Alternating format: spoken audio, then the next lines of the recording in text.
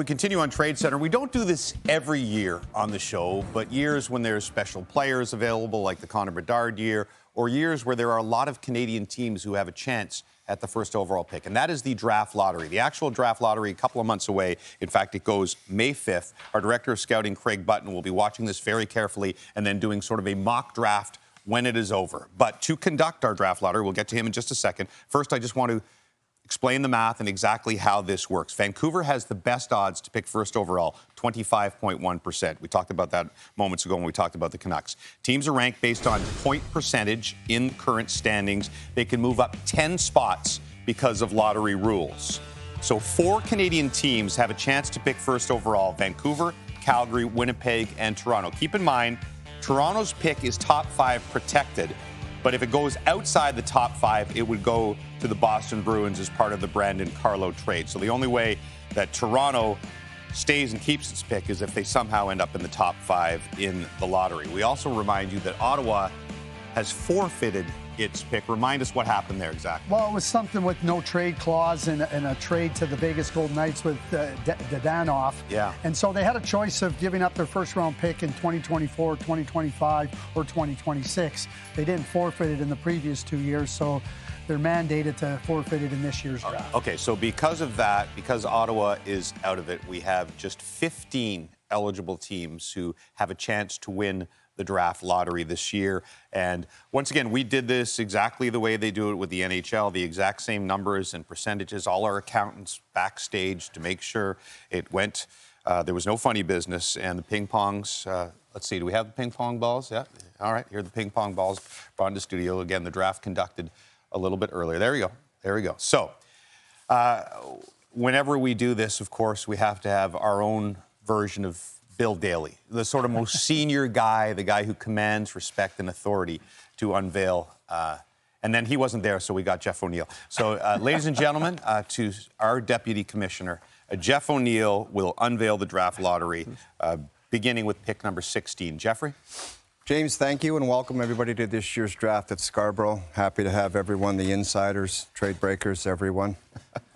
Let's start out with the 16th pick in this year's draft. The Columbus Blue Jackets. All right, 16 to 15. 15, the Ottawa Senators have forfeited their pick. With the 14th selection is the Philadelphia Flyers. With the 13th selection, the Washington Capitals. With the 12th selection, the San Jose Sharks.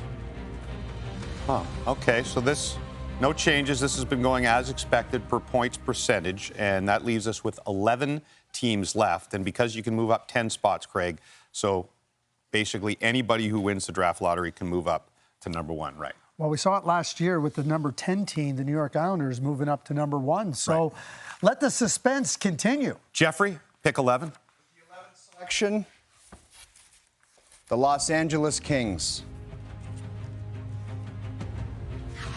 With the 10th pick, the Nashville Predators. With the 9th pick, the New Jersey Devils. At number 8, the Florida Panthers. Oh, I think that means somebody won from outside of that. Okay. I think Toronto was supposed to be there. Okay. At number 7, the Winnipeg Jets. At 6, the New York Rangers. All right. Okay. So that leaves us with 5 teams. I've already lost track of this. I remember when I used to host a thing, I always used to lose track of what's That means Toronto keeps their first-round pick. I think Toronto and Chicago have both moved up. Yeah. Right, because there's different lotteries. There's like 3 different ways the balls fall out. But we know that Toronto now is clearly in the top 5, which so means they're not going to. They keep their pick that was going to go to Boston, who was outside the top 5. And Chicago. Good news for the Toronto Maple Leafs. Right.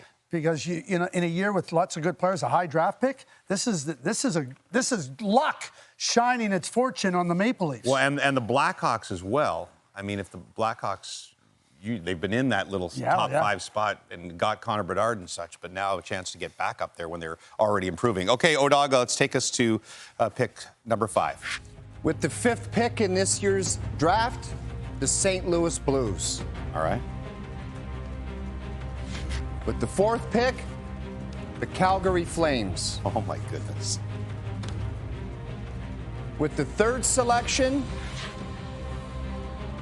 the Vancouver Canucks. Okay. I know. That's the. I know what's going to happen now in every market in the country. Best odds, though, were Vancouver. We legitimately dropped ping pong balls out, and now Toronto's either going to have the 1st or 2nd pick. Am I right? And Chicago's going to have the other one? Yeah. All right, Odog. So we do this the dramatic way. You will reveal the 1st overall pick in the draft, and then 2nd after that, which will be obvious. The 1st pick in this year's draft is the Toronto Maple Leafs. My goodness. Oh, my goodness. No. That's it. Thanks, everybody, for watching Trade Center. We appreciate it. See you next year. Jeff, did you load the ping pong balls with Toronto? I watched legitimate people do this. There was no funny business. Well, trust me on that one. So the single biggest Leaf fan of all the commentators who work for TSN does the draft, and the Toronto Maple Leafs end up with it. Like, I know we did it right, but there's going to be allegations. I don't care what the allegations are. This is a professional organization. I am as well. I just read the cards that were put up there. All right. So, Jeff, there's one thing that I think you needed to say before this. That was the actual drawing of the ball that happened this morning. Okay. So there you go. But what Jeff needed to say before this is a must-win for the Toronto Maple Leafs. That's right. This was the true must-win of the year. Okay, so now your job, Craig, always is to take us through this and do the mock draft. So are we going to start at the bottom? Are we going like 16 or are we going 1? Oh, we got to go 1. Have you already concocted what you're going to do? I've already done this. All right. 15 picks. Okay, what do you got? Is Gavin McKenna going to the Leafs? Oh, for sure. Yeah, absolutely. 100%? Yeah, no, I don't think there's any question. At the midterm, we polled 10 scouts. It was split 5-5 between him and Stenberg. That gap has now clearly moved in the direction of McKenna. He's been phenomenal at Penn State, and they get an elite playmaking winger. Is Stenberg at number 2? Nope. Oh, Keaton Veerhoff. Yeah. The monitor is about 30 yards away. I didn't realize it was in the big screen. Yeah, so you got Keaton Veerhoff going to Chicago, big right shot, all-purpose defense. Stenberg, nice Swedish player going over Great fit in Vancouver. Absolutely. They're looking for a center in Calgary. Caleb Mahalcha, really good, top-notch. Jets at number 7? Yeah, they need a center, and they're looking for a second line. Ty Lawrence, who went to BU after Christmas, really fits the bill. And how about Albert Schmitz, the Latvian who played in the Olympics? A lot of Latvians in Florida. Terrific in the World Juniors and playing against the big guys in the Olympics for Latvia, and that's it again. Ottawa forfeiting. That's a tough one to look at for the Ottawa Senators. At least really they didn't win.